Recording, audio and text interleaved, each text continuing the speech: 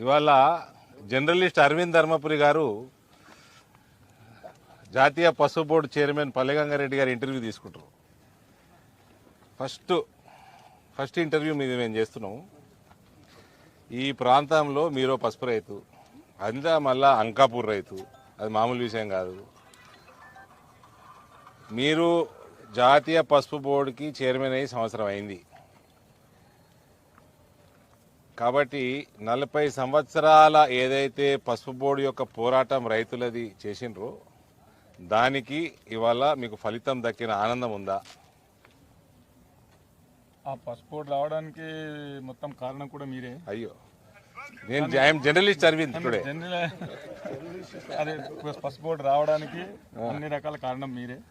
మీ పసుపు బోర్డు ఇచ్చిన తర్వాత దానికి సామాన్యమైనటువంటి రైతు కుటుంబం నుంచి నన్ను చైర్మన్ చేయడం, సంక్రాంతి రోజు పసుపు బోర్డు అనౌన్స్ కావడం, ఆ తర్వాత 1 ఇయర్లో అనేకమైనటువంటి కార్యక్రమాలు నిర్వహించడం జరిగింది.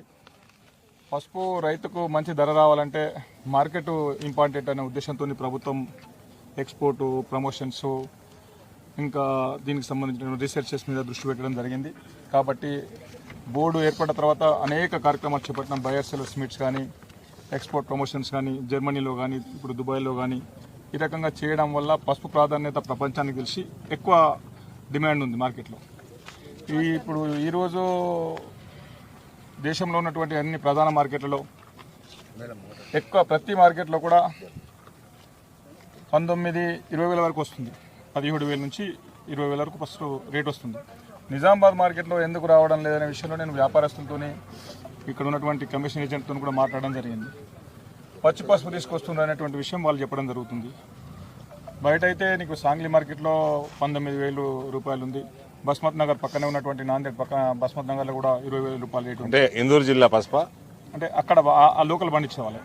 ఇక్కడ పండించిన పంట అడవి అమ్మితే ఇక్కడ మన నిజామాబాద్ పసుపు కూడా పండించినటువంటి పసుపుని మా సాంగ్లీ మార్కెట్లో అమ్మితే 18,000 రూపాయలు వస్తుంది. 18 నుంచి 19. ఇక్కడ పచ్చిగా ఉంది మీరు అన్నట్టు. ఆ కుప్పలకెళ్ళి తెచ్చిన ఇది ఇరిస్తే ఇరగాలే, కష్టంగా ఇరిసిన దీనికి లోపల మాయిశ్చర్ ఉంది. సో సుదీర్ఘ పోరాటం ఫలితం ఉన్నదంటారా లేదా? ఒక మాట ఫలితం ఉంది. ఫలితం ఉంది. ఇప్పుడు మీరు సంవత్సరం అయిపోయింది టర్మరిక్ బోర్డు చైర్మన్ అయ్యి. రైతులకి క్వాలిటీ సీడు లభిస్తానికి మనం ఏం చేస్తున్నాము? టర్మరిక్ బోర్డు తరఫున అన్ని రాష్ట్రాల్లో కూడా రీసెర్చ్ సెంటర్తో టైఅప్ చేసుకుంటున్నాం. మన దగ్గర కమర్పల్లిలో రీసెర్చ్ సెంటర్ ఉంది.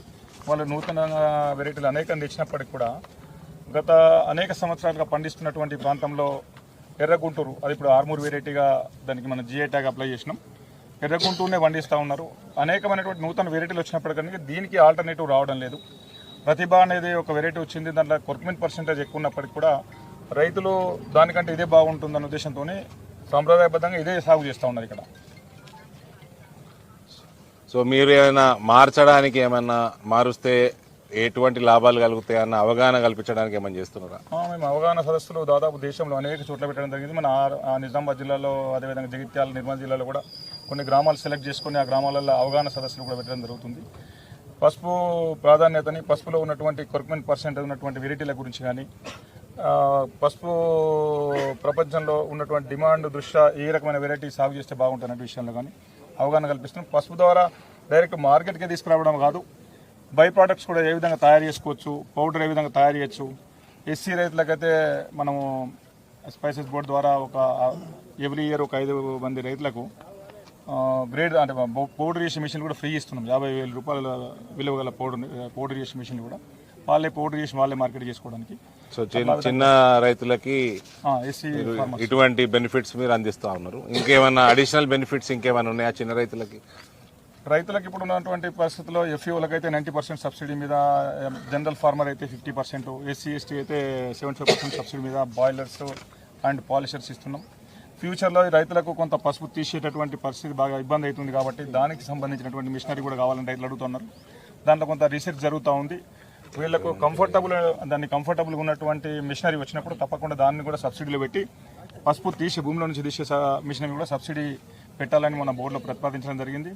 గతంలో మీరు ఎంపీ అయిన తర్వాత స్పైసెస్ బోర్డు ద్వారా దాదాపు 7-8 వేల టార్పాలిన్స్ ఇప్పించారు.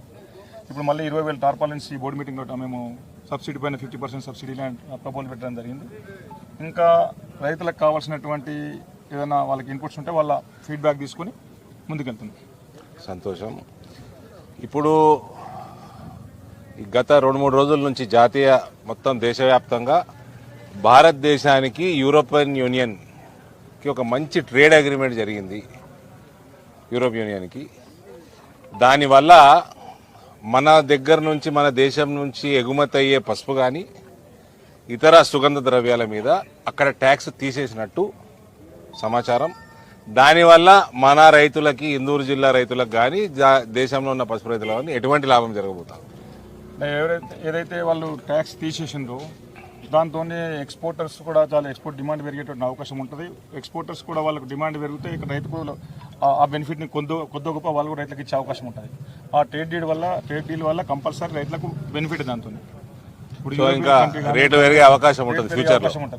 100% ఈ ఇయర్ దాదాపు జూలై ఆగస్టు వరకు నా ఎక్స్పెక్టేషన్లో 25,000 వరకు పోతుంది పసుపు. ఓకే, మంచి క్వాలిటీతో పసుపు 25,000 వరకు పోతుంది. ఇప్పుడు యూరోప్కి ఎక్స్పోర్ట్ చేయాలంటే మన రైతులు ఎటువంటి చర్యలు తీసుకోవాలా, ఎటువంటి విధానాలు పాటించాలా? వాస్తవంగా అయితే ఇప్పుడు యూరోపియన్ యూనియన్ మొత్తం అన్ని దేశాలు కూడా ఆర్గానిక్ పసుపు అడుగుతూ ఉన్నాయి. మన పసుపు అంతా కూడా గల్ఫ్ కంట్రీస్, మిగతా దేశాలకు వెళ్తుంది. మన నిజామాబాద్ పసుపు కానీ, జగిత్యాల కానీ, నిర్మల్ కానీ, ఈ ప్రాంతంలో పండేటటువంటి ఎక్కువ పసుపు, ఆంధ్రప్రదేశ్ కానీ, తమిళనాడు కానీ, ఈ ప్రాంతం పసుపు అంతా కూడా గల్ఫ్ దేశాలకు, మిగతా చిన్న చిన్న దేశాలకు వెళ్తుంది. యూరోపియన్ దేశాలన్నీ కూడా ఆర్గానిక్ పసుపు అడుగుతున్నాయి. ఆర్గానిక్ పసుపు మన ప్రాంతంలో చాలా తక్కువ, కొంతమంది రైతులు పండిస్తూ ఉన్నారు. మిగతాది ఇప్పుడు మధ్యప్రదేశ్లోనే మన జబల్పూర్ వెళ్ళిన, జబల్పూర్ పక్కన ఉన్నటువంటి అనేక ఫీల్డ్లు వాళ్ళు ఆర్గానిక్ అని పండిస్తున్నారు. ఇక్కడ మన పురుగు మందుల అవశేషాలు ఉండడం వల్ల ఒకవేళ కంపెనీ ఎవరైనా ఈ పసుపు ఎక్స్పోర్ట్ చేస్తే ఆ యూరోపియన్ యూనియన్ నుంచి కంపెనీ బ్యాన్ చేస్తున్నారు. పసుపు వాపస్ చేయడం కాదు. ఎప్పుడైతే అలా పురుగు మందుల అవశేషాలు ల్యాబ్లో తెలితే దాని కంపెనీనే బ్యాన్ చేస్తున్నారు. కాబట్టి దానికి ఎక్స్పోర్ట్కి అనుగుణంగా ఆ క్వాలిటీలో పసుపు పండిస్తే డైరెక్ట్ రైతులు కూడా ఎక్స్పోర్ట్ చేసుకునేటువంటి అవకాశం ఉంటుంది. ఎక్స్పోర్ట్ లైసెన్స్ ఎవరో పెద్దలకి ఉంటుంది అనుకోవాల్సిన అవసరం లేదు. స్పైసెస్ బోర్డు ద్వారా లైసెన్స్ కూడా నేను ఇప్పిస్తాను. సో స్పైసెస్ బోర్డు, పసుపు బోర్డు ద్వారా మీకు ఎక్స్పోర్ట్ లైసెన్స్ కూడా ఇప్పిస్తాం. ఆర్గానిక్ సర్టిఫికేషన్ ఈ మధ్య ఏమైందంటే మన తెలంగాణ స్టేట్ గవర్నమెంట్ కూడా చేస్తూ ఉంది. అదేవిధంగా కొన్ని స్వచ్ఛంద సంస్థలు కూడా ఆర్గానిక్ సర్టిఫికేషన్ ఇస్తుంది. పసుపు బోర్డు కోఆర్డినేషన్ చేస్తుంది.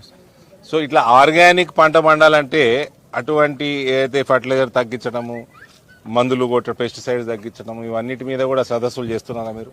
చేస్తున్నాం. ఆల్రెడీ మొన్న కూడా నిన్న మన సుద్లం దగ్గర ఒకటి ఎఫ్ఈఓలతో ఒకటి మీటింగ్ పెట్టినాం. దాంట్లో ఆర్గానిక్ మీదనే ఒక 2 క్లాసులు చెప్పినాము. రైతు సడన్గా మొత్తానికి మందు తాగినోడు ఒకటిసారి బంద్ చేయమంటే బంద్ చేయడు కదా, ఇది కూడా అంతే ఉంటుంది. ఈ మందులు ఒకటిసారి తగ్గియమంటే తగ్గియలేదు. కేసీఆర్ వేయండి కదా. ఇన్ఆర్గానిక్ నుంచి ఆర్గానిక్ రావాలంటే కొంత టైం పడుతుంది. కాబట్టి అవేర్నెస్ చేస్తున్నాం. సో అది ఏ రకంగా పెస్టిసైడ్స్ తగ్గించాలా ఏంది అన్నది ఇట్లా అవగాహన సదస్సులు ఒకటి, ప్లస్ వాళ్ళకైనా ఇన్సెంటివ్ ఇస్తుండ్రా పసుపు బోర్డు నుంచి కానీ, ప్రభుత్వం నుంచి కానీ? నేను first board meeting, second board మీటింగ్లో ఒక ప్రపోజల్ పెట్టడం జరిగింది. మా ప్రొడక్షన్ అంతా కూడా హార్టికల్చర్ డిపార్ట్మెంట్ చూస్తారు. టర్మరిక్ బోర్డు సంబంధించినంత కూడా అగ్రికల్చర్ డిపార్ట్మెంట్ నుంచి horticulture commissioner, national horticulture commissioner వాళ్ళు వస్తారు. వాళ్ళకు ఒక ప్రపోజల్ చేయడం జరిగింది. ఆర్గానిక్ పంట పండించిన వాళ్ళకు మనం ఆర్థిక సాయం చేస్తే బాగుంటుందని అంటే వాళ్ళు ఈసారి ఒక ఎకరానికి 16,000 ఇద్దామని చెప్పేసి డిసైడ్ అయ్యి ఆల్రెడీ మన నిజామాబాద్ జిల్లాకు ఒక 1000 ఎకరాలకు ఇచ్చిండ్రు. కానీ ఇక్కడ స్టేట్ హార్టికల్చర్ కమిషనర్ యాస్మిన్ బాషా ఎవరికి ఇవ్వాలనేటువంటి ఆలోచనతో వాళ్ళు ఆపిండ్రు. ఇక్కడ గైడ్లైన్స్ రూపొందించలేక జగిత్యాల డిస్ప్యూట్ చేసిండ్రు. అట్లా కొంత సెంట్రల్ గవర్నమెంట్ నుంచి మళ్ళీ ఇప్పుడు 18th కానీ 19th కానీ బోర్డు మీటింగ్ ఉంటుంది. దాని కొన్ని ఆ డిపార్ట్మెంట్తో మాట్లాడి గైడ్లైన్స్ రూపొందించి ఓన్లీ ఆర్గానిక్ ఫార్మింగ్ చేసిన వాళ్ళకు 16,000 ఇన్సెంటివ్ ఇద్దామనేటువంటి ఆలోచన అది ఉంది. ఓకే, సో ఇక్కడ అర్థమయ్యేది ఏంటంటే ఏదైతే యూరోపియన్ యూనియన్ తోటి ఇవాళ central government of India trade agreement చేసిందో తద్వారా యూరోప్కి ఎగుమతులు పసుపు కానీ ఇతర సుగంధ ద్రవ్యాలు కానీ పెరిగే అవకాశాలు బాగా ఉన్నాయి. దానికి తగ్గట్టు మనము వ్యవసాయ విధానాలు మార్చుకుంటే ఈ రేటు మీరు అన్నట్టు తప్పకుండా 20,000 నుంచి 25,000 ఎగబాకే అవకాశాలు మెండుగా ఉన్నాయి. ఫ్యూచర్లో కూడా 25,000 మీద స్టేబుల్గా నడిచే అవకాశాలు కూడా ఉన్నట్టు తెలుస్తూ ఉంది. కాబట్టి మీరు పసుపు బోర్డు చైర్మన్ అవ్వటం, అది మన ప్రాంతం నుంచి కావటం, మీకు కంప్లీట్ అవగాహన పసుపు యొక్క పంట మీద, పండించే విధానం మీద, ట్రేడింగ్ మీద, ఎక్స్పోర్ట్ మీద, ఇంపోర్ట్ మీద, అన్నిటి మీద కూడా మీకు ఇంత మంచి అవగాహన ఉండడం నిజంగా కూడా మన ప్రాంతానికి, మన ఇందూరు జిల్లాకి, ఇందూరు ప్రాంతంలో ఉన్న పసుపు రైతుల ముందు మంచి పరిణామం ఇది.